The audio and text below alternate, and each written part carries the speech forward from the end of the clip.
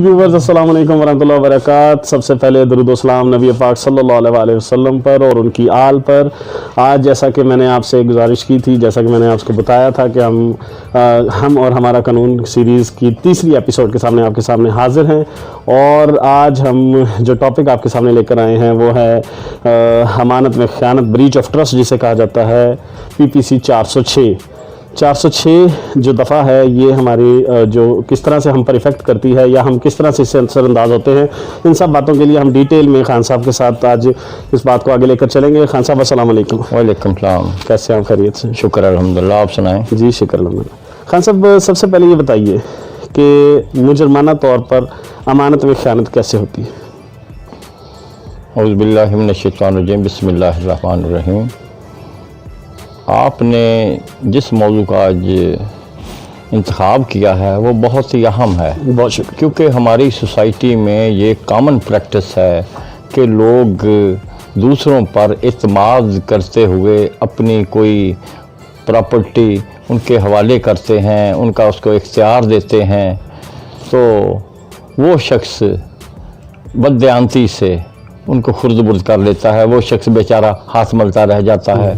तो इसको हम ये कहेंगे, इसको पाकिस्तान के कानून यानी पाकिस्तान पीनल कोड में सेक्शन 405 में इसको डिफ़ाइन किया गया है कि जो कोई शख्स जिसके हवाले कोई प्रॉपर्टी किसी भी तरीके से उसके हवाले की गई हो और या उसको उसका इख्तियार दिया गया हो, तो उसके तसर्रुफ में लाई गया होगा, तो वो उसको बददियानती से खुर्द-बुर्द कर ले, अपने ज़ाती इस्तेमाल में ले आए या फिर उसको किसी और को डिस्पोज ऑफ कर दे, तो इसे हम ख़यानत मुजरमाना कहेंगे। सही। खान साहब ये 406 क्या है? What is 406? देखिए, हमारा जो कानून है ताज़ीराती कानून, इसमें जराइम को डिफ़ाइन किया गया है। सही। और फिर उनकी जो पनिशमेंट बताई गई है 405 जो है वो क्रिमिनल ब्रीच ऑफ ट्रस्ट यानी ख़यानत मुजरमाना को अगर हम अंग्रेज़ी में कहें तो इसे क्रिमिनल ब्रीच ऑफ ट्रस्ट कहेंगे। बिल्कुल ठीक। तो इसको फिर इसकी सज़ा जो है ना वो 406 में दी गई है। बिल्कुल ठीक जी। 406 में ये कहा गया है कि जो कोई शख्स ख़यानत मुजरमाना का इर्तिकाब करेगा तो उसको 7 साल कैद, इसकी पहले 3 साल थी, लेकिन जब अब जो नई जो तरामीम आई है तो उसके मुताबिक लेटेस्ट किताबों में इसकी 7 साल बताई गई है। कौन सा प्रोहिबिटरी क्लॉज में आ जाता है ये? नहीं, प्रोहिबिटरी क्लॉज में नहीं आता। पहले तो 3 साल थी, लेकिन बाद में इसको 7 साल कर दी गई है। कुछ किताबों में दर्ज है, कुछ में अभी तक 3 साल ही चल रही है। सही है। लेकिन प्रोहिबिटरी क्लॉज में नहीं है, ये नॉन बेलेबल ज़रूर है। ठीक है। नॉन बेलेबल को बाज़ का जो केस के मेरिट के मुताबिक इनकी बेल हो भी सकती है और बेल जो है डिसमिस भी हो सकती है। बिल्कुल ठीक। वो केस के जो मामला थे उनके ऊपर वो मेरिट्स पर डिपेंड करता है। अच्छा खान साहब, ये जो है बेलेबल आपने बताया कि ऑफेंस है, तो आप ये कहना चाहते हैं कि क्या ये कोई किसी के साथ तल्लक ना भाई, कोई किसी को कुछ दे ना, कोई कुछ मिसाल के तौर पर आपका मेरा कोई रिलेशन है तो मैं आपको कोई पैसे या कोई स्टाम्प ना दे दूं, ऐसा ना करें हम, कि इतना ख़तरनाक प्रोसीजर है? क्या बात ये है कि नॉन बेलेबल है, बेलेबल नहीं है। सही। नॉन बेलेबल इसलिए किया गया है कि लोगों के दिलों में कोई थोड़ा सा इसका खौफ हो कि अगर हम बददियानती करेंगे, कोई शख्स देखिए दुनिया में इत्माद पर, तो इत्माद से तो काम लेना ही पड़ता है। बिल्कुल इत्माद पर ये दुनिया कायम है। लेकिन अगर किसी शख्स के इत्माद को कोई धोखा दे जाए तो उसको फिर कानून में सख्त सज़ा देने का जो मुस्तवजब करार दिया गया है। और इसके अलावा इसमें 406 और इसके अलावा ये है 407 भी डाली गई है। सही। 407 जो है वो किसी कैरियर के बारे में है यानी आपने कोई किसी ट्रक वाले को, गाड़ी वाले को, यानी जहाज को, वार फिंगर हम वैसे अंग्रेज में कहते हैं, उनके हवाले आप कोई माल करते हैं, वो मंजिल मकसूद पर पहुंचाने की बजाय उसको खुर्द-बुर्द करता है, रास्ते में किसी और के हवाले भेज देता है, तो उसके लिए भी 7 साल कैद रखी है। इसी तरह एक और दफ़ा शामिल कीजिए, सीरीज़ है एक, 408 जो है वो है किसी क्लर्क या सर्वेंट के बारे में। देखिए ना, दुनिया में लोग कारोबार करते हैं, एक आदमी जो मालिक होता है वो सारा कुछ खुद तो नहीं संभाल सकता, वो अपनी प्रॉपर्टी, अपनी दुकान, अपना कारोबार अपने मुलाजमों पर उसको डिपेंड करना ही पड़ता है। तो उसका कोई क्लर्क या कोई भी मुलाजम अगर कोई खुर्द-बुर्द करता है, बददियानती से खयानत मुजरमाना का इर्तिकाब करता है, तो उसको भी 7 साल कैद सज़ा दी जाएगी। और इसके अलावा एक और है कि बहुत संगीन जो हो जाता है, जो आपने सवाल किया था कि ये प्रोहिबिटरी करार में आता है, तो अगर कोई शख्स सरकारी मुलाजम हो, पब्लिक सर्वेंट हो, या वो किसी बैंक का एम्प्लॉई हो, वो अगर लोगों की अमानतें किसी खुर्द-बुर्द करता है, बिल्कुल, तो उसके बारे में कानून ने सख्त तरीन सज़ा रखी है, जिसकी सज़ा 10 साल है। बिल्कुल, ये non bailable, non compoundable case होता है, और इसकी बेल भी बहुत ही मुश्किल से होती है। इसलिए इसको इस यानी 409 को प्रोहिबिटरी क्लास में ले गए हैं। बिल्कुल ठीक हो गया। अच्छा, ये तो हो गया कि जब किसी की हक तलफी हो जाती तो उसके पास ये वाली रेमेडी है। अब मुझे ये बताइए कि खान साहब, अगर एक शख्स के ऊपर FIR हो जाती है 406 की, जी जी, ऑफेंस 406 जब अप्लाई हो जाता है, इन दैट केस उससे अपने प्रोटेक्शन में क्या करना चाहिए, स्टार्ट से लेकर ट्रायल तक थोड़ा सा ब्रीफ कीजिएगा।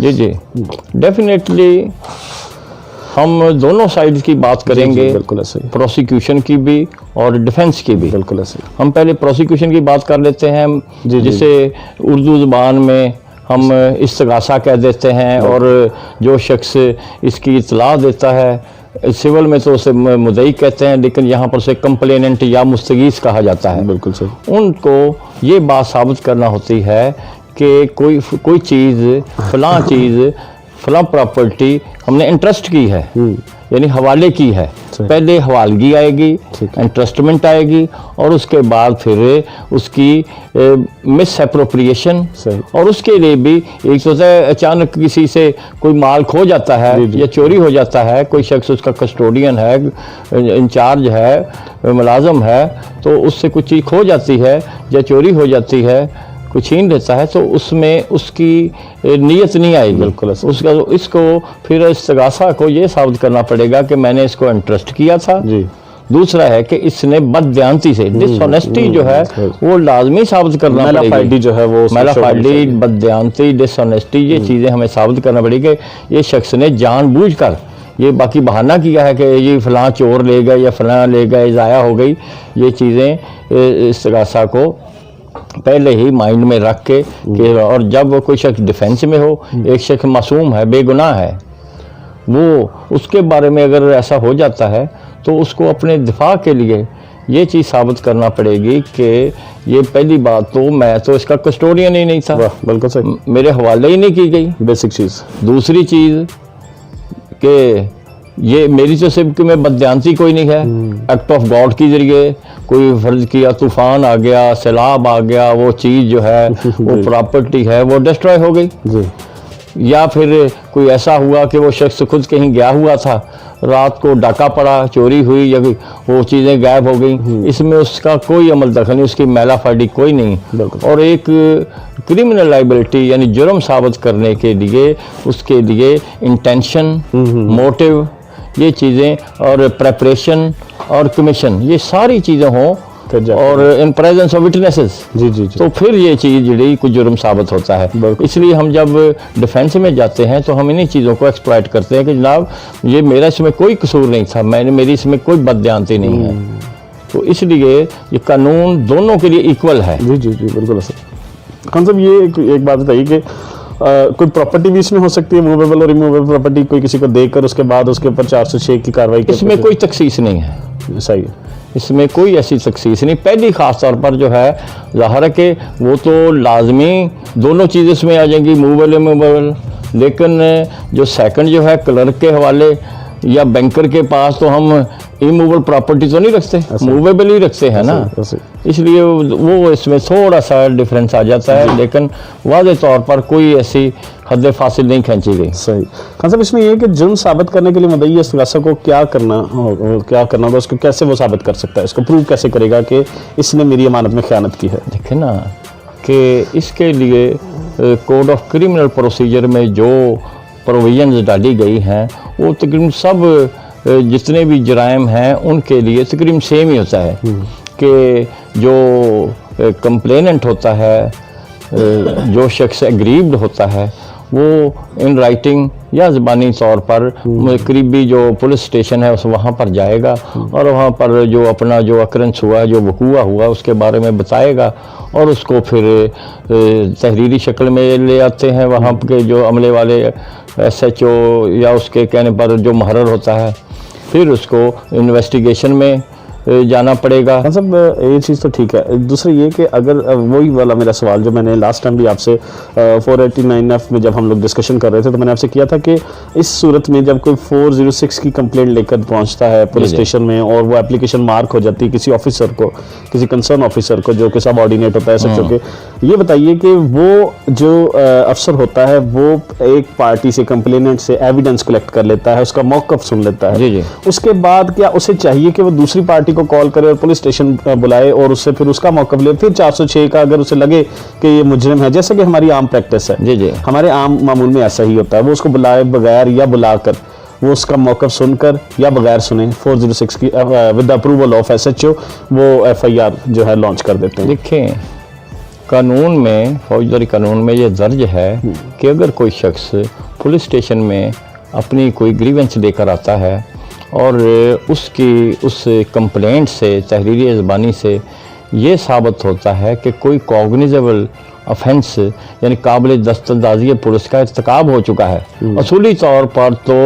जो ऑफिसर इंचार्ज होता है वो ड्यूटी बाउंड होता है कि उसको दर्ज करे, दर्ज रजिस्टर करे, जैसे आमतौर पर हम पर्चा चाक करना या FIR काटना वगैरह कह देते हैं, लेकिन प्रैक्टिस यही है जैसे आपने बताया है कि जैसा कि हमारे ये कि चल पड़ा है ये रिवाज, इसमें हम क्या कह सकते हैं, लेकिन जो चीज़ हमने देखी है, ऑब्ज़र्व की है, तो उसमें ये होता है कि आम आदमी की तो सुनवाई नहीं होती। जी जी जी बिल्कुल। वो फिर क्या करेगा, भागेगा, इधर उधर भागेगा, फिर और अफसरों के पास जाएगा, फिर इसके अलावा कुछ बिहाइंड द टेबल भी कुछ मामलात होते हैं, अगर उसकी सुनवाई नहीं होती तो वो फिर, लेकिन उसके लिए ज़रूरी है कि पहले तमाम रिलेटेड जो अथॉरिटीज़ हैं उनको कंटेक्ट करे, इसके बाद फिर उसके पास आखिरी जो है चाराकार वो रह जाता है बाई AB का।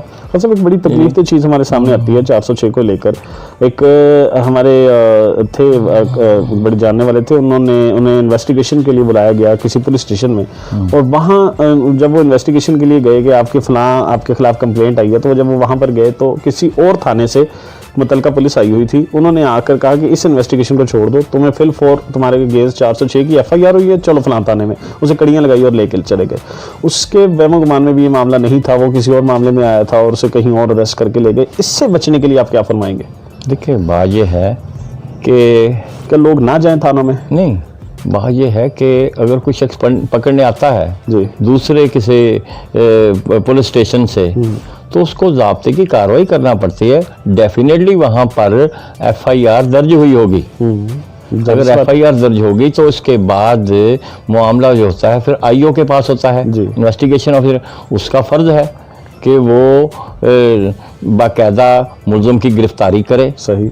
और दूसरा ये है कि 161 के तहत गवाहों के बयानात ले, मौका देखे, यानी कि ये जिम्मेदारी IO के ऊपर बनती है। जी। तो आप हमें ये कह सकते हैं कि अगर मिसाल के तौर पर कोई IO FIR के बाद दूसरी पार्टी जिसके अगेंस्ट FIR लॉन्च हुई है वो उसको अरेस्ट करे बगैर उसको पता नहीं कि उसके अगेंस्ट FIR है, उसको किसी और मामले में बुला कर ट्रैप करके, जिसे कहने बुला लेता है और पकड़ लेता है, और उसके बाद उसके ऊपर ट्रायल शुरू हो जाता है, तो आप हमें ये कह सकते हैं कि वो जब इससे रिलीज हो जाता है इस मैटर से, तो वो IO के अगेंस्ट किसी कंसर्न अथॉरिटी इदारे के पास जाकर वो कंप्लेंट कर सकता है या पुलिस के अगेंस्ट जा सकता है कि मेरे साथ ऐसे हुआ था? देखिए, उसकी दादरसी हो सकती है। बात ये है कि दो चीज़ें हैं। आपने फरमाया कि एक तो है कि आईओ जो है या इन्वेस्टिगेशन ऑफिसर या कोई भी पुलिस ऑफिसर किसी शख्स को ज़ाब्ते की कार्रवाई के बगैर पकड़ के ले जाता है, इसके लिए कानून है कि 24 आवर्स जी वो किसी भी शक के तहत, ये एक अलहदा मौजू, उस पर फिर बात करेंगे। वो मैंने एक्चुअली 406 की कुछ मुझसे मैं अर्ज कर दूंगा कि उसको फिर 24 घंटे के अंदर अंदर उसको जो नियरेस्ट मजिस्ट्रेट साहब होते हैं उनकी अदालत में पेश करना होता है, और वहाँ पर अगर उस 24 घंटे के दौरान उसको कोई ऐसा इंक्रिमिनेटिंग कोई मटेरियल नहीं मिलता तो वहाँ पर वो मजिस्ट्रेट से रिक्वेस्ट करेगा कि इसको डिस्चार्ज कर दिया जाए, या फिर उसका फिर रिमांड हासिल करेगा और फिर उसको जिस्मानी रिमांड जो मुख्तलिफ दिनों के लिए जारी किया जाता है। वापस उसी टॉपिक पर आते हैं। ये बताइए कि अगर दोनों parties out of court consensus कर लेती हैं आपस में, तो क्या वो आउट ऑफ कोर्ट उनकी सेटलमेंट को कोर्ट कंसीडर करेगी? इसके लिए जो है ज़ाब्ता फौजदारी के आखिर में एक शेड्यूल दिया गया है, जी जी बिल्कुल, जिसमें बाकायदा कैटेगोरिकली लिखा होता है कि फ़लाँ जुर्म जो है उसकी वो कंपाउंडेबल है, यानी काबिल राजीनामा है, बेलेबल है, या इसका जो और कि उसको काबिल दस्तंदाजी पुलिस है, उसको सारी चीज़ों को मद्देनज़र रखते हुए इसको डील किया जाएगा। सही सही सही, ठीक है खान साहब, बिल्कुल सही है। बहुत शुक्रिया, आपने 406 को बहुत खूबसूरती से एलेबोरेट किया हमारे सामने। इंशाल्लाह ताला फिर मज़ीद आपसे इन्हीं चीज़ों पर, इसी दीगर जो कानून है इसके ऊपर आपके साथ बातचीत होती रहेगी। थैंक यू सो मच, बहुत शुक्रिया। सो व्यूअर्स, मैं इन द एंड आपसे सिर्फ यही बात कहूँगा कि जिस काज को लेकर मैं आया हूँ उस काज को आप सराहिए, हमें हमारी हौसला अफजाई कीजिए, हमें लाइक कीजिए, शेयर कीजिए, और कमेंट सेक्शन में आकर अपने जो प्रॉब्लम्स आपको जो फेस कर रहे हैं, जिन जो प्रॉब्लम्स आपको पेश आ रही हैं, उन प्रॉब्लम्स को आप हमें बताएं। हम कानून की जो हैं वो एक्सपर्ट्स को इसी तरह से आपके सामने मदऊ करते रहेंगे और आपके इन प्रॉब्लम्स को का जो है सद्देबाब करते रहेंगे इंशाल्लाह ताला। दुआ में याद रखिएगा अपने होस्ट उमैर खान एडवोकेट को। थैंक यू, अस्सलाम वालेकुम वरहमतुल्लाहि वबरकातुहू।